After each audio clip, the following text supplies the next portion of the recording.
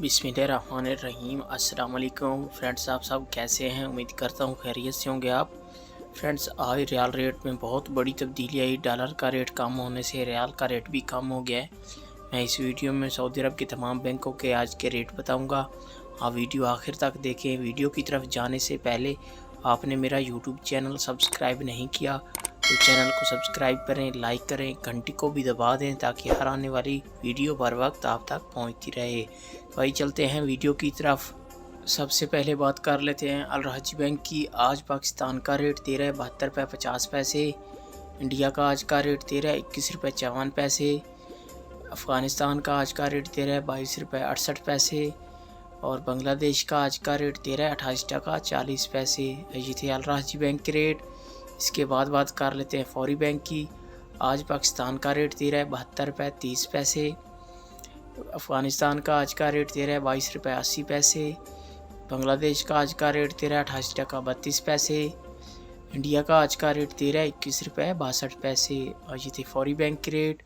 इसके बाद आ जाता है अहली बैंक। आज पाकिस्तान का रेट 13.71 अफ़गानिस्तान का आज का रेट 13.22 बांग्लादेश का आज का रेट 13.28 इंडिया का आज का रेट 13.21 और ये थे अहली बैंक के रेट।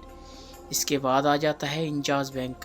आज पाकिस्तान का रेट 13.72 इंडिया का आज का रेट 13.21 और बांग्लादेश का आज का रेट 13.28 अफ़गानिस्तान का आज का रेट 13.22 ये थे इंजाज़ बैंक के रेट।